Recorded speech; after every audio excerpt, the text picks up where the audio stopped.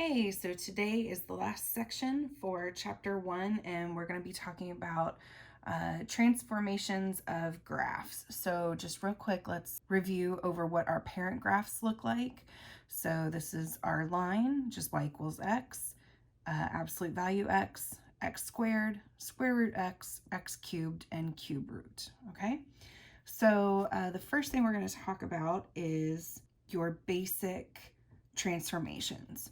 So that's going to look like y equals plus and minus a, x minus h, plus k.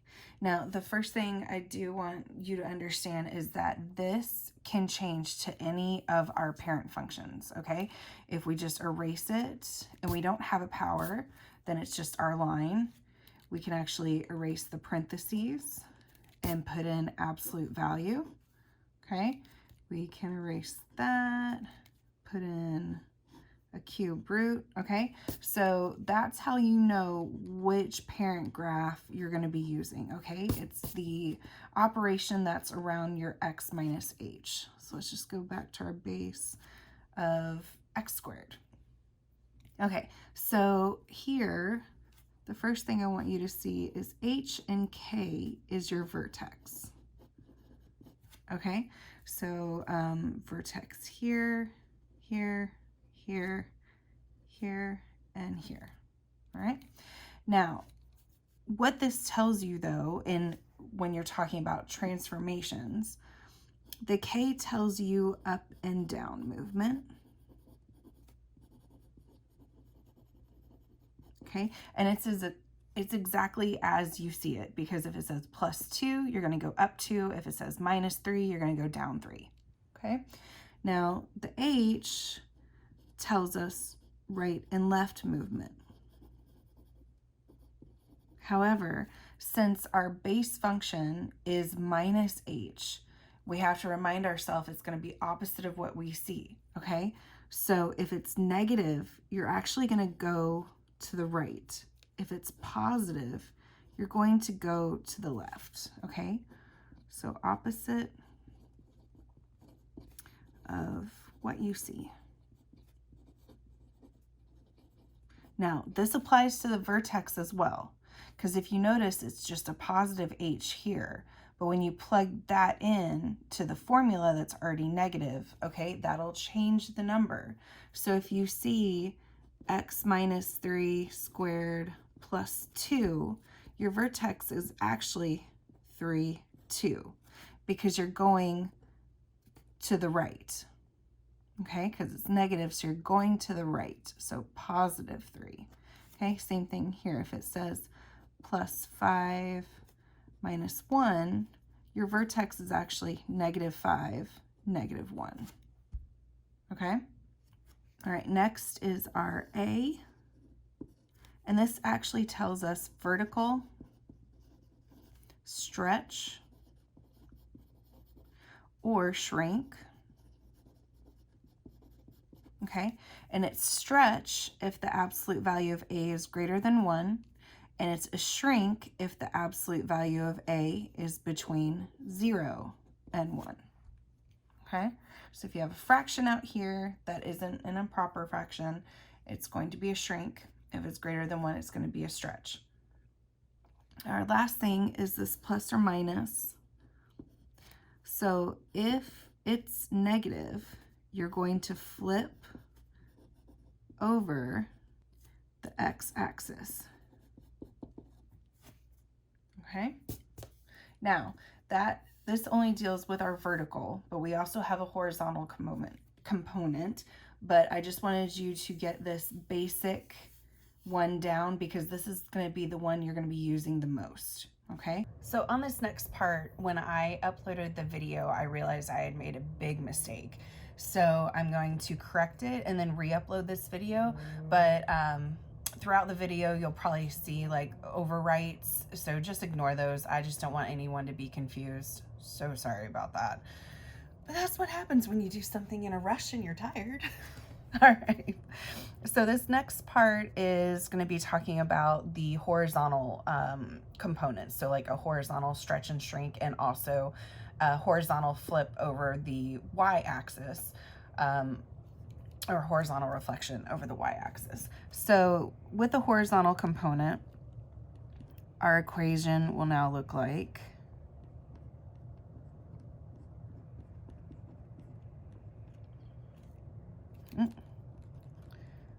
close that one first. Okay, so you see the horizontal component is still inside the parentheses of the operation of our parent graph, okay? And just like how the H is opposite of what you see, the B is also gonna be opposite of what you see. So this B tells us our horizontal stretch if the absolute value of B is in between 0 and 1. It is a shrink or a compress if the absolute value of B is greater than 1. Okay, so you can see this is exactly opposite of what we have for our vertical. Okay, so that's why everything inside the parentheses, always just remind yourself, okay, if it's inside the parentheses or under the radical, it's going to be the opposite of what I would normally think it is, okay? Now, the negative, actually, fortunately, is accurate. If it's negative, you're going to reflect over the y-axis. Okay, so the horizontal, so it goes here, and then it flips over here, horizontally. All right, so now let's go over the abbreviations for all of these transformations. So first we have our parent function, which is always just gonna be written as f of x, okay?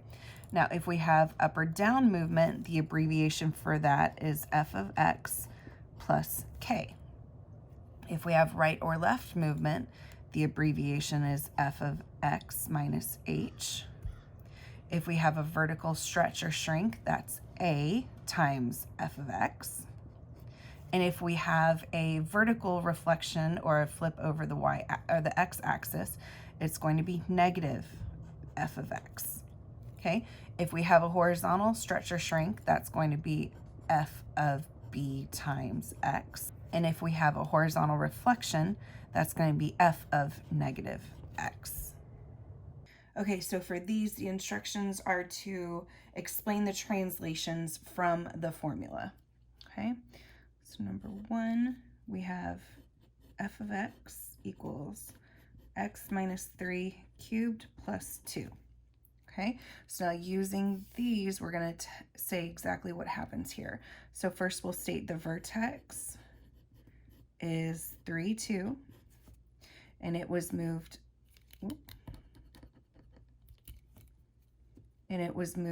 up 2 and to the right 3. Okay, not too bad.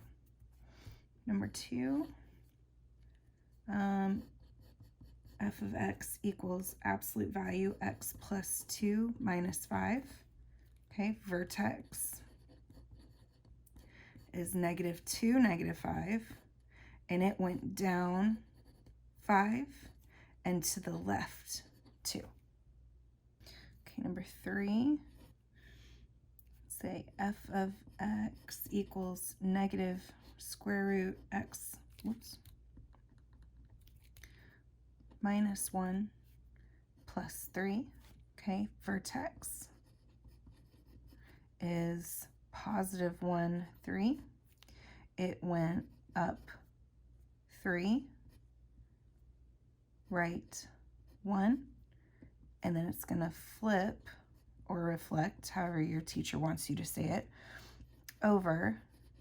It's out in front of the operation, the parent function, right? So it's out in front, so it means it's going to flip over the x-axis. Or if they like you to say a vertical reflection. All right, number 4.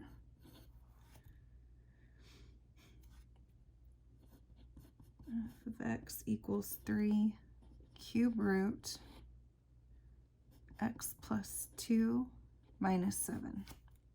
Okay, again, that 3 is out in front of the operation or the parent function. Okay, so first the vertex is -2, -7. Oops. Okay. It went down 7 and to the left 2. And it also had a vertical stretch of 3. Okay, number 5 is f of x equals 1/2 x minus 6 squared plus 4. Okay, so the first thing we need to realize is that we now have a horizontal component. And if we look back up here, our horizontal component is inside the parentheses, but it's away from the x. Our x is actually by itself here. So that's our first step. Whenever you see something inside the parentheses, we always need to make sure that this x is by itself.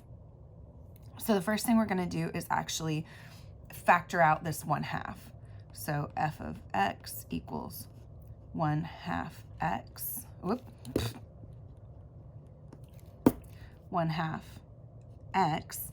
Now we're going to do 6 divided by 1/2. So 6 divided by 1/2 is actually 6 times 2 over 1, which is 12. So minus 12 squared plus 4. So now we can actually determine our correct vertex, okay? So because here, if we look at it, our vertex was going to be 6, 4. Now here, it's actually 12, 4. So vertex 12, 4, which means our graph went up 4. It's negative, so we go right 12. And it's got a horizontal, okay? It's 1/2, which means it's a stretch of 1/2. Okay, for this next set, the translations are given and you're gonna find the formula. Okay, so for this one, your parent function is x cubed, and it went up 3, left 2, and it had a reflection over the x-axis. Okay, so if it went over the x-axis, remember that's out in front of the parentheses. Okay, so we have f of x, and that's out in front, so negative x. It went to the left 2, and if it went left, it's plus 2 inside the parentheses, followed by the parent function, and then went up 3. All right, number 7. So this parent function is f of x is absolute value of x. It's going to go down 2, to the right 6, reflect over the y-axis, and a horizontal shrink of 2. Okay, so one trick that I do when it starts getting a little bit complicated is first I take the parent function and I plug in essentially the vertex first, okay? So down 2, right 6. So f of x equals absolute value of x minus, okay, it went to the right 2, or 6, and then it went down 2, so minus 2.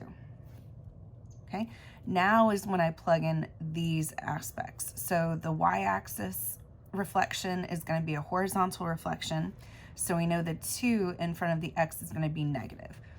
So f of x equals absolute value negative 2, x minus 6, close the absolute value, and then tack on the minus 2. Now, most of the time your answers will be just this, but in case they want you to distribute it all the way through, f of x equals absolute value negative 2x plus 12 absolute value, minus 2. All right, and 8, let's put that over here. 8 is going to be parent function square root x. It's going to go up 5, left 3. It's going to reflect over the x-axis and have a vertical shrink of 1/3. It's also going to reflect over the y-axis and have a horizontal shrink of 2. Okay, so first let's start with the vertex and work from there. Okay, so square root x minus, now it went left 3, so that's -3. Make that a positive. Went up 5, so plus 5. Okay, now let's work with our vertical components. So it reflected over the x-axis, so we know we need a negative out in front, and it shrank by 1/3.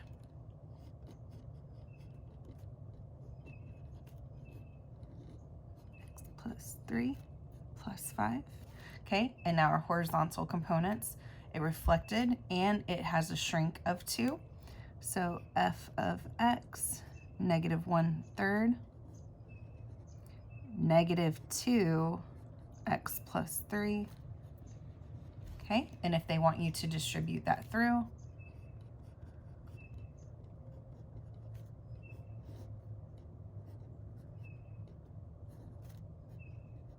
there you go.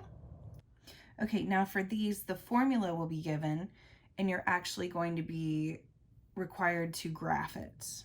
Okay, so number 9, the formula is f of x, -2 x minus 3 cubed plus 2. Okay, so first what you want to do is get your vertex. So here it's 3, 2. And then the easiest thing to do is just set up a table. Okay, so with this one, since it's a cube function, and we know with our cube, the vertex is in the middle.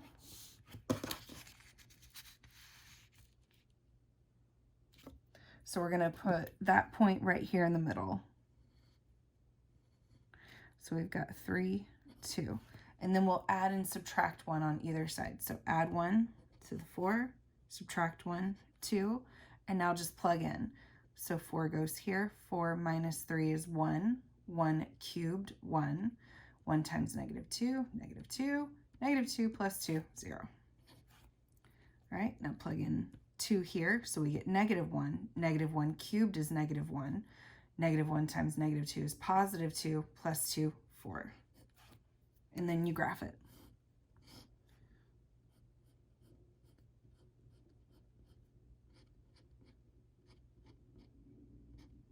Okay, so 4, 0.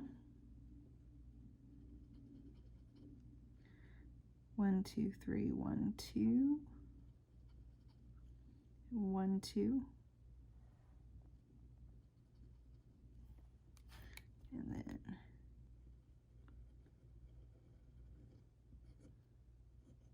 okay. Number 10, the formula is 1, oh goodness, 1/2 square root x minus 2 minus 1. Okay, so vertex here is 2, -1. Now, since it's a square root function, we have to remember the square root function actually starts at the vertex, okay?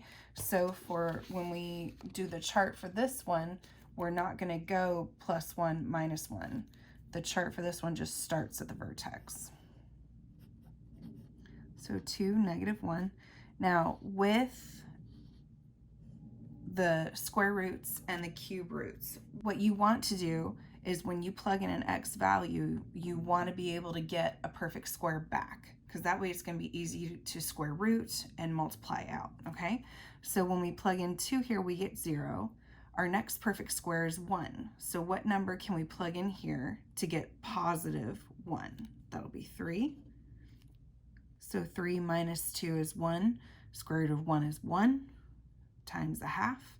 So 1/2 minus 1 is going to be negative 1/2. Okay, the next perfect square is 4. So what do we plug in here to get 4? 6. So 6 minus 2, 4. Square root of 4 is 2. 2 times 1/2 is 1. 1 minus 1, 0. Okay, now just graph it. And we'll make this a little bit bigger since we have a half. So there's our half. And then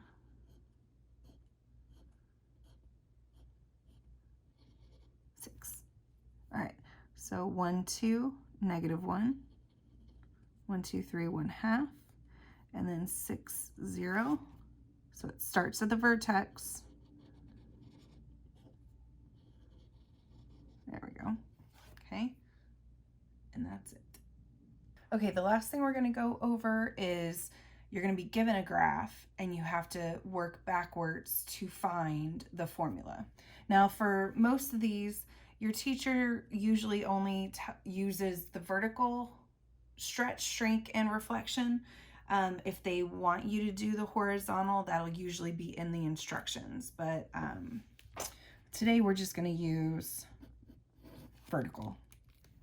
Okay, so here's our graph.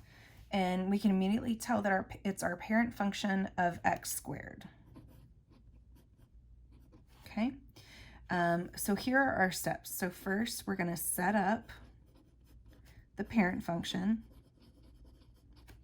Number 2, plug in the vertex. Number 3, plug in another point.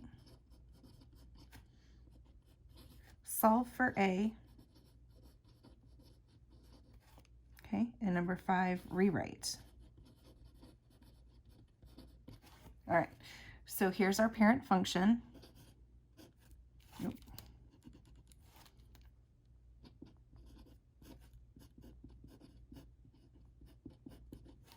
Okay. So now we plug in our vertex, where our vertex is negative 1, 3. So y equals a. Okay, add a line, change the sign, makes it positive. And now we're going to plug in another point. I like to use intercepts when I can. Okay, so this intercept is 0, 1. So our y is 1, a x is 0. Oh, goodness. It's supposed to be a 3. All right, so now just solve for a. So 1 squared is 1, so that's just a. And then subtract that over. And now rewrite.